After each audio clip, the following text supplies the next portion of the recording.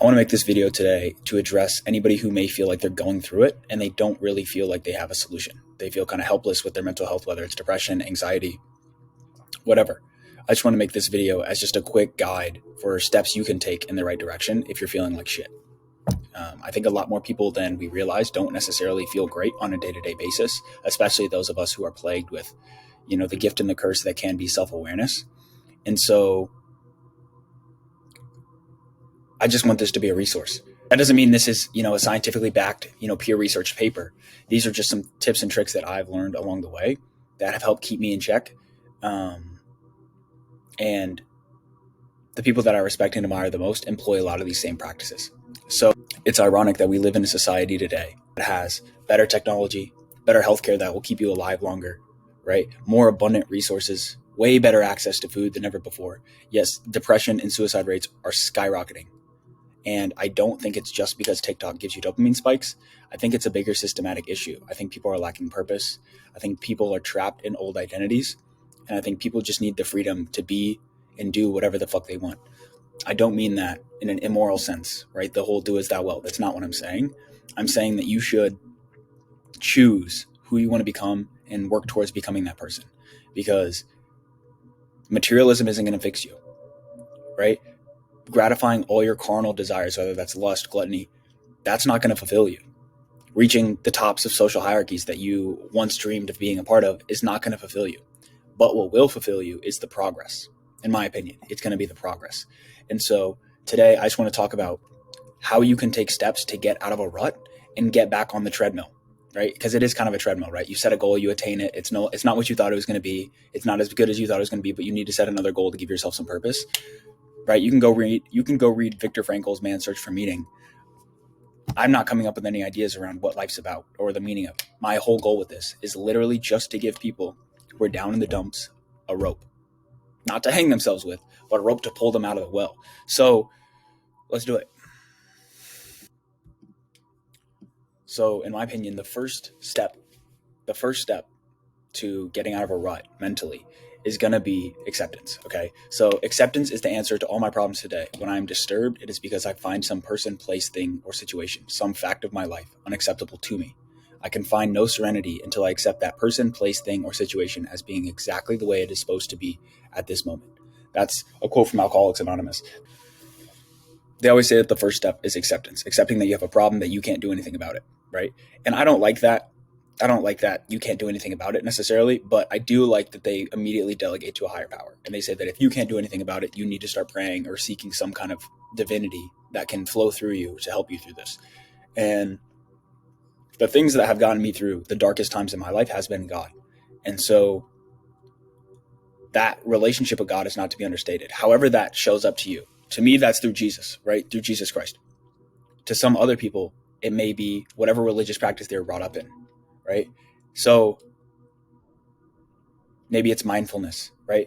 But I've found that if I just practice mindfulness and I just work on my goals and I just get my materialistic pleasure in, if I don't have God, if I'm not constantly in relationship with God, praying, communing, trying to do something for my community, there's a huge gaping hole that needs to be filled, and it can't be filled with these carnal pleasures, right? And so for me, I keep God at the forefront.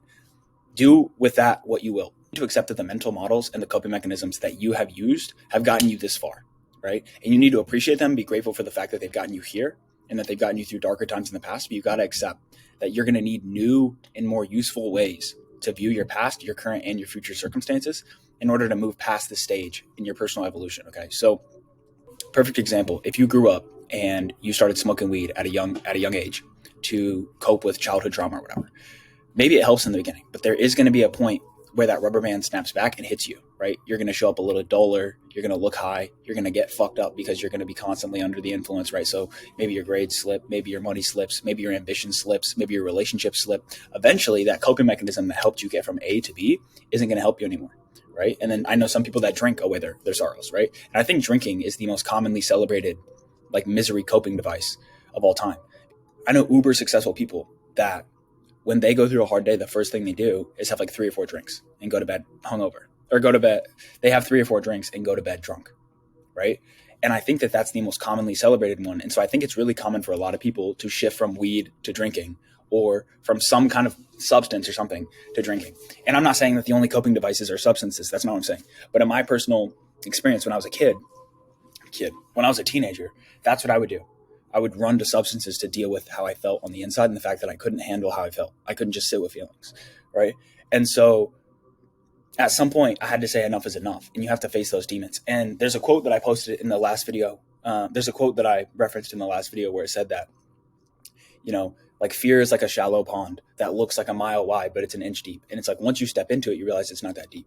And so once I finally put the weed down and I stopped smoking weed all the time to deal with how I felt about myself, I just sat with the feelings for like 5 minutes and I realized, okay, it's not that bad. Right. And then I got to start asking myself the question of, hey, what am I going to do about it? Because all of my action, all of my energy I was expending towards how am I going to get high to get rid of this?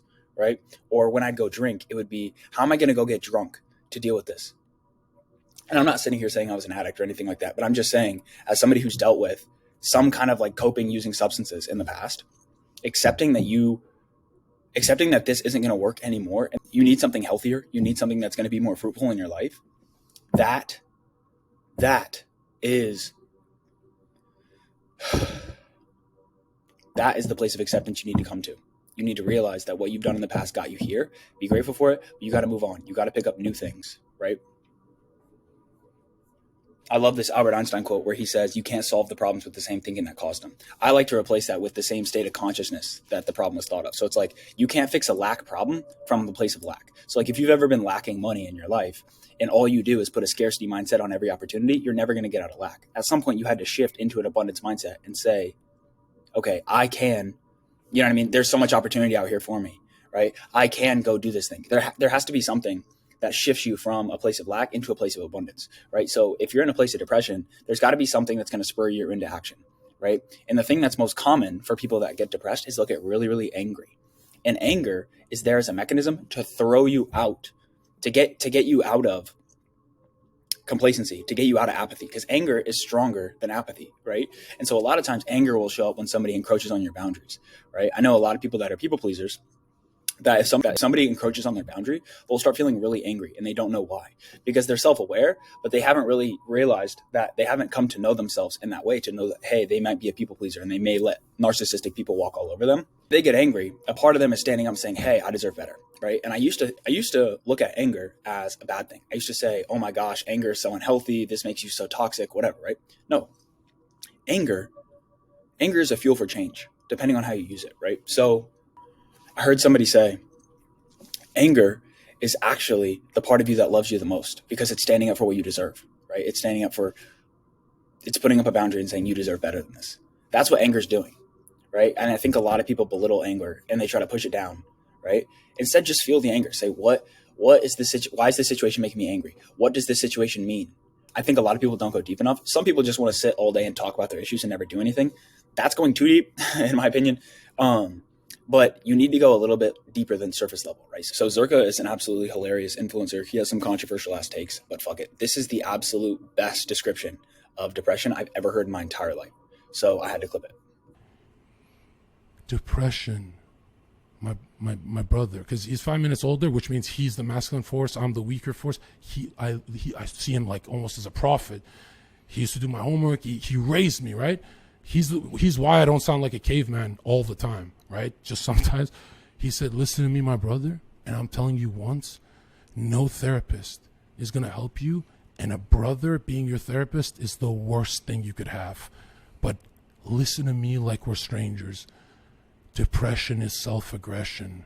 It comes from a lack of identity. The blacksmith you love, the crusader, the knight knows who they are in the morning. Bradley Martin knows what he has to do. He does it on autopilot on his depressed days. You don't have an autopilot.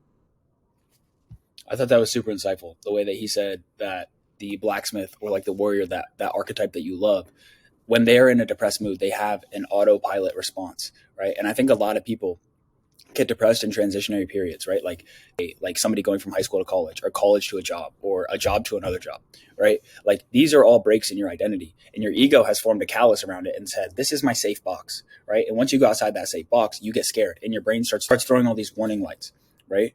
And so to me, I look at depression as a warning light. as, okay, you need to make some change in your life. And it's giving you the ability to drop way lower than how you normally would go, to incite you into action, to give you the ability to change. And I know a lot of people are going to be like, oh my gosh, whatever. Like you're completely invalidating, chemical imbalances or whatever.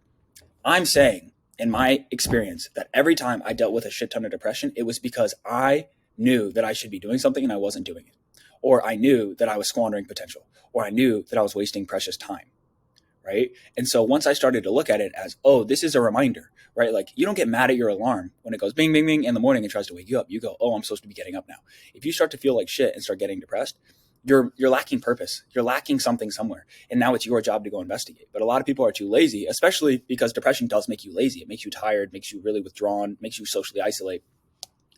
If you don't heed that call, it's just going to get louder and louder and louder. But a lot of people will just start to medicate it, talk therapy it, like all these things, all these modalities that may or may not work for you, but they're just running away from the real they're running away from the real problem, which is they're not at ease with themselves. So they have to figure out what's going on within in order to start moving better without. As within, so without, as above, so below. You already know. So first step I would say is cultivate some level of self-awareness, right? So too much self-awareness can be crippling, but too little can make you emotionally vasectomized, right? And so the goal is to get emotional intelligence, to understand what triggers you and what makes you feel a type of way, while remaining the observer, right? And in control of your state of consciousness. So there's a lot of like Eckhart Tolle books where he talks about Eckhart Tolle, whatever. There's a lot of his books that talk about your thoughts aren't you.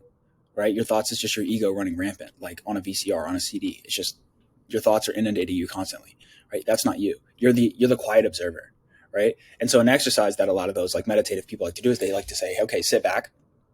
What's the next thought that's going to come to mind? Like, can you tell me what your next thought will be? And you're like, no.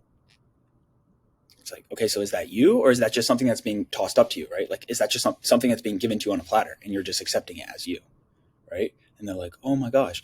And for a lot of people, that's their first time experiencing some level of self-awareness.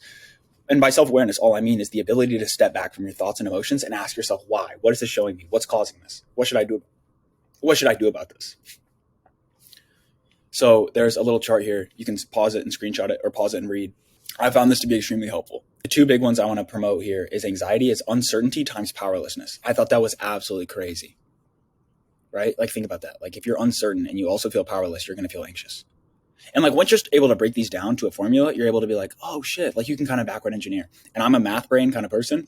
And so this shit is helpful for me. And then another one I thought was awesome was authenticity equals self-awareness times courage, right? Which we can also just call vulnerability in a sense, right? Why do you think so many people relate to people that are vulnerable? Is because they're self-aware that like, yo, this might get me judged, but I'm courageous enough to say I don't care. Next step is a lot of people work unfulfilling jobs and work on unfulfilling tasks, right? And so that doesn't just mean you should go pick what makes the most amount of money. I know a lot of people that make a fuck ton of money that absolutely hate their jobs. Like, they're not passionate about it at all, but they are passionate about what they can do with the money. And so they're willing to like suffer through their day job in order to take the money and go invest it, or help people out, or to just buy back their free time, like how to make the most amount of money in the smallest amount of time. There are also some people who like have made multiple six figures and then go back to being artists because that's what makes them happy. And they don't mind going from 400,000 a year to 40,000 a year, right? Or whatever. The whole point is you don't have to become a philanthropist or a humanitarian, but taking down any goal in the pursuit of progress, okay, will help you outlast anyone else in your field who's only there to reap the material benefits. Okay. So who do you think is the better artist? The person who's only there to get published and to get super rich and famous, or the person who like loves making art?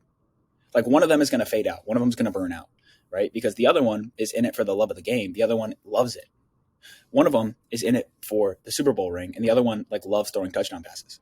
The question they always ask is, who walks farther? The man who loves walking, or the man who loves the destination? And it's like the man who loves walking every time. And so it's like finding pleasure in the process.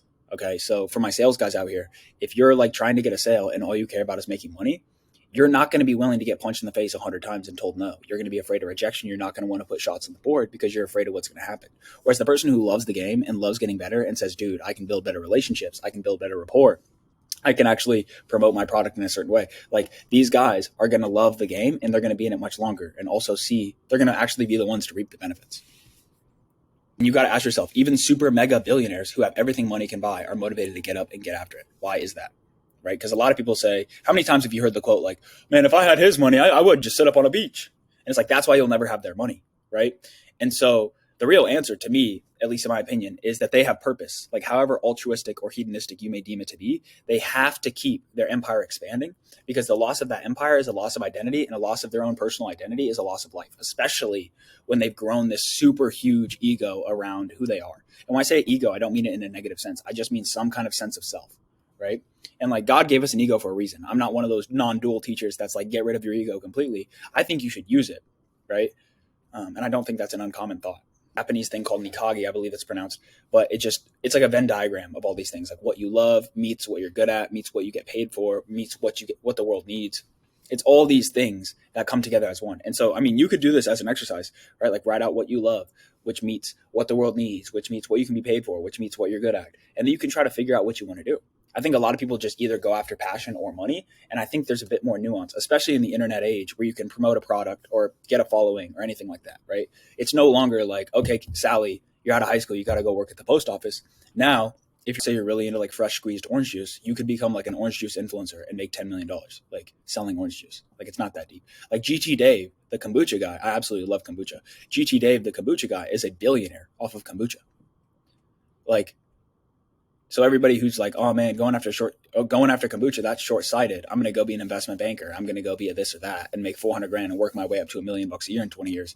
GT Dave's laughing by you in a Rari with his perfect ass skin because he's a fucking billionaire off of what he was passionate about, right? Now, when I listen to his interviews, I know that this dude's a shrewd ass businessman. So I'm not sitting here saying he just got rich by sitting on his hands. What I'm saying is that there's opportunities out here for you that don't require you to sell your soul. And I'm not talking in an Illuminati way. I just mean like getting up every day and doing something you hate for a paycheck for fake fiat dollars. And also, if you don't know where money comes from, go look that shit up. Go study the Federal Reserve. Go study fractional reserve banking. Go read The Creature of Jekyll Island, and you'll realize this money shit is fake and this matrix is fake. Okay? That should wake you up enough to say, damn, I only get X amount of years. And you'll realize your time is more valuable than money, and you're going to go, okay, what do I want to do? Next up, in my opinion, if I'm ever feeling a certain type of way, I'll take accountability within me. I'll go through all these steps. And then also I'll look at who I'm around, right? So clean up your social circle. We have all heard the age-old wisdom that you are who you surround yourself with, or like you are the sum of the 5 people you spend the most time around. But how many of you have fully vetted the people you spend the most amount of time with, right? You've got to remember, hive mind consciousness is real, and adherence to an egregore or groupthink is much more common than you may already assume. Okay. So my question to you is, if you don't believe that's true, would you rather spend all day around 5 multimillionaires who are like spirit-led, respected in their community, and they're making choices to better themselves and the people around them, or hang around 5 drug dealers who have no intent on changing or upgrading their life circumstances, right? And I know that these are extreme examples, but would you rather be around the friend of yours that gossips and is super toxic all the time, or the friend of you that speaks, or the friend that speaks life into you and says, you can do it, I believe in you, right? Go after your goals, that wants you to be authentically you, versus the person that's like, oh my gosh, the social group won't like that. They're just micro examples. Take it how you will. But the whole point is evaluate, have some level of self-awareness when it comes to who you're around, and evaluate who you're spending time with, because you are ultimately a reflection of them. We have all been around a friend for a little bit too long, or as we get older, I'm 22 now, but as we get older, I'll say something and I'll realize that's my mom's voice or that's my dad's voice. And I'll be like, fuck, that's gross, right? Like becoming like your parents. But it's because we've spent so much time around them that our subconscious patterns have picked up just by being around them. And so it's like, start asking yourself, hey, do I want to be like this person that I'm around? You're going to realize really quickly that you don't want to be like most of the people you spend your time with. But then that's when it calls you to, that's the call to adventure. You're going to actually have to go out and make new relationships, but that's scary for a lot of people. So they'd rather stay in comfort, complacency than actually go out and meet new people, go out, be authentically themselves, risk being rejected, risk being not liked to find new people that actually fit them. They'd rather just hang around the people that they know are going to have a negative impact. But my question to you is like, deathbed confession, you're 85 years old on a rocking chair and you're thinking of all the memories that you had with these lame friends versus your tribe, the people that really, really believed in you and that really were going to help you get to your goals and you were going to love, being around. Which one would you have preferred? When you're 85 and about to die, I don't think you're going to be scared of rejection. You're going to be like, damn, I should have fucking hung out with the winners. And I'm not saying winners versus losers, but I am saying you should spend time around people that pour into you, right? Because if you're constantly pouring, if you're constantly making deposits in people's banks, right? If people are constantly withdrawing from your account and nobody's making a deposit back, you got to eventually cut that relationship off. And that's hard for so many people because people are so comfortable in their complacency with who they're around, right? I get it, but it's something you got to learn. snip, snip, right? So vet your friends. There's a lot of stuff to watch out for. One that's super common among dudes is when you start to get some success, dudes will start to get very envious. They'll look at you weird, right? They'll look at you like, oh, this dude thinks he's better than me. And it's like, no, I never said that. Or dudes will go, you're changing, right? Like stay the small version of you, because staying the small version of you, right? Staying the small version of you makes them feel better about the fact that they never took any chances and they never changed, right? And so they're going to go, oh, you changed. And it's like, dude, I'd fucking hope I changed, right? There's a Jay-Z quote I love where he says, it's like a freestyle where he said, they look at you strange, say you changed. Like I worked this hard to stay the same. And it's like, so many people will look at you and be like, man, you changed. And it's like, did you expect me to be 16 forever? Like, I hope I changed. I hope you changed. Like, God bless you. Like, God bless you on your growth and your evolution. But I need to be around people that want to speak life into me, right? And I think it's funny, like, especially in like the make money online or make money young community, there's a common notion that's like strangers will make you rich, friends will keep you broke. And I'm not saying cut off all your friends and be a fucking loner. But what I am saying is like, I've ran into people that are absolute strangers and off a DM made 6 figures with them because they built a relationship with me and they saw, okay, he's willing to go out and get it. I'm going to go out and get it with him. Right? Strangers will make you rich. Your friends will kind of keep you broke sometimes. Unless you have dope friends, then keep your friends. And just a perfect example of this is like if they introduce you to someone and then gossip about that same person the moment they leave, you best believe they'll do that same thing with whatever dirty laundry they pick up off you. All right. And then an action step for this is just go find mentors and peers in whatever your next adventure is, whatever your next lane is. Like they'll be a clean start and they'll help you grow into the person you're meant to become while shirking off your past identities the old friends will expect you to conform to. So there's a clip I have in here of Alex Hormozy where he talks about not going home for the holidays. I'm not saying you need to do that, but he will talk about this key piece that I talk about a lot. And I think it's funny how Neville's like super esoteric identity shifting or like manifestation community shifting stuff even goes all the way to like the nihilism entrepreneur path where it's like straight dead materialism. These people are all talking about the same thing. They're talking about stepping in as this future identity, stepping in as this version of self that you want to become as opposed to this past version of you, and using that guidance system to propel you forward, right? So this is the clip. Like, I mean, I'll give you a couple examples. It's like, you have such a short temper, right? I'll get that one when I go back home. Anybody who knows me now probably would not describe me that way. And here's a key point. What most people want to say, even if they have the balls to step up, and kudos for even stepping up. If you say, hey, you know what, please don't say that, I'm really working on it, that's a great half step in the direction. But believe it or not, it actually makes no progress. Here's why. If you say I'm working on it, you're still accepting their frame that you are that way. If you want to be a different person, then you need to behave a different way, which means that if you want to step into that identity of the person who doesn't struggle with drinking or doesn't struggle with their temper, then imagine what that person would say in response. So if you don't struggle with drinking and you have no temper and someone says, hey, Alex, you know how you have a temper? I would say, no, I don't. I don't know. Yeah, you do. I mean, you've always had a temper. Like, I might have in the past. I don't now. Please don't speak to me that way. It doesn't help me. Unless you prefer that I be angry. Whoa, you're getting angry? No, I'm stating facts. I'm asking you a question. Would you prefer that I be angry? No. Well, then don't tell me that I am. Are you here to help me? Or are you here to get me to behave the way you want me to? It's very tough for people to see people change. Because oftentimes when we change, our world grow, we remind them of the changes they've been incapable of making. We remind them of their own deficiencies, of their own failures, of the comfort zones that they had been unwilling to step out of, that we were willing to take the risk for. To figure out whether your family and the people that you're going home to are conducive to your goals, what behaviors do I need to do to achieve the goals I want? And do these people support those behaviors or do they detract from those behaviors? That's it. If when you get in that environment, you are less likely to do the behaviors that you say you're committing to so that you can be the person you want to be and achieve the things you want to achieve, then that would be a detractor. If they are helping you and they are supporting you and they're clearing the way and they're giving you attention back, then that's an amazing family and they are supporting you in your goals. And this is the double-edged sword. This is the paradox, is that the loving, caring family that would say, hey, I respect that you're trying to make this change. Go do what's right for you so that you can become that person. That's probably the family you'd want to go home to, right? And that's the paradox of this. If the family and the people around you, the people that you went back home in high school and to have your high school parties with or whatever, actually behave that way, they wouldn't be there. They'd be somewhere else, right? They would have moved on. They would have grown themselves. And so that's the tough part about it. If you are... I thought that was super insightful as well.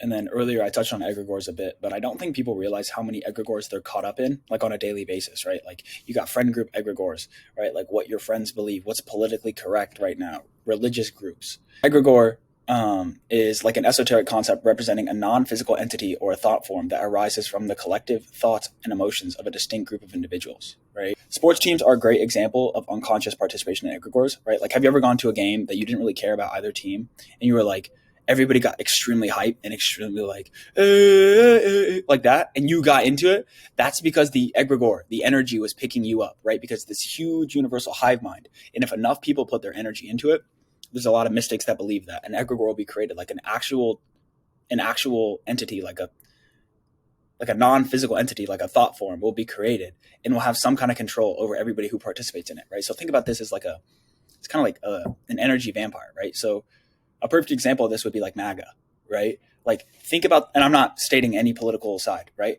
But think about the Trump rallies. Think about the way that people are like, oh my gosh, think about January 6th. Think about the way that people are willing to like ride or die for their cause. That is an example of an egregore. People I've met, especially girls, that will say like what they want out of a relationship, and then they'll go, this is because I was raised this way. And then when you actually get to know them, months down the line, they'll expose how they actually feel. And it's nothing about how they were actually raised. They just put up that front immediately, right? There's a lot of dudes that think that way too, especially nowadays with all like the Andrew Tate kind of content. There's a lot of dudes that are coming out like, I need a stable of women and whatever. And it's like, you get them alone in private, and they're like, dude, I just want a girl to cuddle with at night. Like, it's hilarious how people feel so peer pressured to conform to these egregores, but they don't realize what they are, right? So just have some self-awareness when it comes to this, especially in the social media generation where trends pick up steam and catch traction so fast that people don't realize they're catching on. Right? Intentionally unlink yourself from anything that encourages you to give the responsibility of forming your own beliefs over to a supreme authority. There's a lot of people, like, let me use the example of like the doomsday people, right? Like, if you just sit around and watch doomsday shit all the time, like the world is ending, they're going to, bring 2019 disease back, that kind of shit, all day, every day, you're never going to take action on any of your goals because you're always thinking that like the cavalry's coming, Red Dawn is coming, right? And there are a lot of people that get self-aware and wake up to the matrix, and then they go down that rabbit hole. And it's like, yes, it's good to learn that stuff, but you can get stuck there and get stuck in inaction because you'll say, what's the point of me trying if in 3 years XYZ, or if in 2030, you know what I mean? Like, so at some point you gotta like be aware enough to understand what's going on. But you also have to have some level of willful ignorance and say, I'm going to take care of my life. Because, you sitting around and watching conspiracy videos all day long, like, it's really good to be informed, but it's the whole Timothy Leary thing, like, hang up the phone, like when you get the message, hang up the phone. And so a lot of people will stay stuck in that place where they'll talk about the WEF and they'll talk about what's coming down the pipeline. And it's like, dude, you're broke. Like, figure that part out first. Like, make sure that you have enough money to like feed yourself, right? Like, how about you worry about that? Or like, people will get really, really worried about like, oh my God, Drake's doing this, or, Kanye said this, or did you see this streamer said this? And it's like, dude, you're like not going after anything you want in your life, and you're paying attention to somebody who doesn't even know you. And if you were to walk up to them on the street, they probably have security like enforce on you, like, get the fuck away from this guy. And like, it's a weird form of idol worship. Lastly, I just want to say, give less fucks, right? So there is an article right here that I highly suggest reading. If you haven't read the book, The Subtle Art of Not Giving a Fuck by Mark Manson, I would suggest reading that. But if you don't want to read that, go read. He wrote an article that pretty much summarizes the whole book. And there's a quote in here that I enjoy where, when most people envision giving no fucks whatsoever, they envision a kind of perfect and serene indifference to everything, a calm that weathers all storms. This is misguided.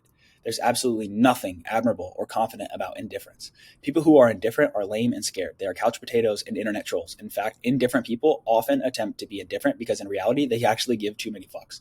They are afraid of the world and the repercussions of their own choices. Therefore, they make none. I like this where he says, this is what's so admirable. The overcoming adversity stuff, the staring failure in the face and shoving your middle finger back at it. The people who don't give a fuck about adversity or failure or embarrassing themselves or shitting the bed a few times. The people who just laugh and then do it anyway.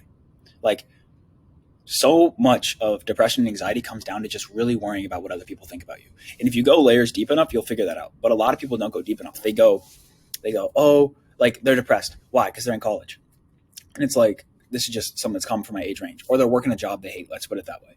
And like, that's really common with entrepreneurs. It's like, they will make money and they'll hate their life. And it's like, why? It's like, they hate the business model. But they figured out how to make money, and they've, got this whole lifestyle creep within, where they bought cars and houses and shit, but now they got to keep up the facade, even though they hate running their fucking agency.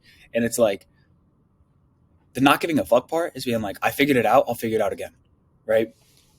And I think you have to kind of create a list of times in your life where everybody doubted you and even you doubted you and you came out on top, right? Where God had your back.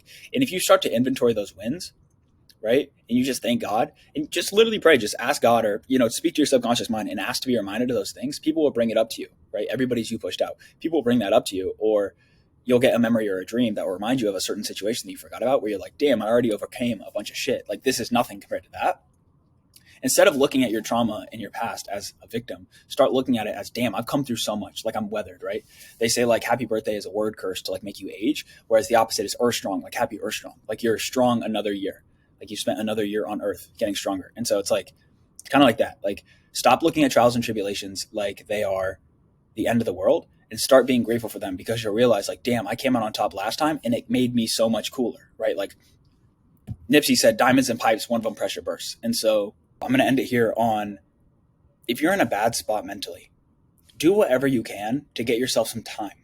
Okay. And this is contrary to popular belief. A lot of people think you need to just fill up your schedule and do busy work and all that shit. And yes, you can do that. That does work. But if you're doing the same busy work that got you here, right? You're working the same job, you're eating the same dog shit food, spending time with the same people you hate, like, it's just going to continue to go out. But if you're willing to sit with these emotions and really face them, right? And let them release, whether it's a cry, maybe you won't cry. Maybe you'll just sit and be pissed and be really angry. But if you use that anger, go box, go work out, go run, go do some push-ups, go do anything, right? Go work really hard, go talk to a friend and scream on the phone, right? Punch the pillow, do anything to exert that energy, and then start asking yourself deeper questions. Okay. Like, especially when you're depressed, it kind of puts like blinders on you and you lose clarity of vision. And so my biggest recommendation would be to get some clarity, meditate, pray, eat clean, go on a fast, right? Like, literally fast, like eat no food, drink no water, or drink water, right? Like, there's a bunch of different fasts. Go fast, pray, get in scripture, find some higher meaning, go do acts of service for other people. That's a hack. Go do acts of service for other people, right? Like, go help out in an old person's home, go help out at a food pantry, go spend time with your grandparents, go help them, right? Like, go do anything that shows, hey, I have use on this planet, because a lot of depression comes from feeling useless and hopeless, right? And so if you can show yourself that, hey, you're useful, and then you can find situations in which you feel hope around, say you're working a 9-to-5 and you hate it and you don't have a degree and everybody else went and got a degree and you're working this terrible 9-to-5 and you're broke and you hate your life. If you start researching business models or jobs that will pay you more money, you start to get this hope of like, wow, I can live a better life, right? Like, I can afford better food. I can get my own place. I can get my own car. And I know that's all materialistic. And, my spirituality, people are going to be like, that's not the whole answer. I'm trying to give you like a 3D American answer, right? I'm packaging fixing depression in a consumerist economy, right? So you have to find something that gives you hope, and you have to find something that makes you feel useful, right? And those two things will propel you forward. And if you feel depressed, try to turn it into anger. Turn it into anger towards anything you can, and then use that anger. Don't let that anger turn on you. Because like Zerka said, depression is just self-aggression, right? And so if you don't have an identity, you're going to feel useless and helpless. But if you have some kind of an identity, you're going to find some kind of a purpose. So pick an identity, start showing up every day as that identity. It's going to feel like you're going to have cognitive dissonance toward it in the beginning. You're going to feel like this is bullshit, it's fake, it's not working. But over time, you'll look up and you'll make progress. And the progress will make you feel peace, because you're like, wow, I'm doing something, right? And then you'll start to feel less useless, right? You'll start to feel less hopeless, because you'll realize, hey, if I keep on this trajectory, right? And also just know that I love you. Jesus loves you. God loves you. Like, your family loves you. There are so many people out here that love you, but you don't let yourself see it because you don't see your own worth, right? And you hold yourself back because of lies you've told or experiences you've been through that nobody knows about, right? But the thing is, it's okay. Everybody does stuff. Like, if you've forgiven people for doing dog shit, like horrible things in your life, you got to forgive yourself at some point. You got to let go of the baggage of the past. You got to realize that you're not bound to be this person you were when you fucked up in the past forever. Like, at some point you can grow up, right? You can change. You can take on a new form, right? And that's not a bad thing. Okay. We need to start celebrating each other, right? If you have noticed your friends are withdrawing, or if you feel like shit, go reach out to other people. Go try to find some sense of connection, right? If you need to speak up to people, but speak up to the right people. Just know that you can get through this. You've gone through so many other hard times in your life, and that this isn't the end, right? As much as this feels like it's the end and you can't possibly make it through, you can make it through, I promise. And you're going to be so much happier that you made it through afterwards. I promise. All right. Love you guys.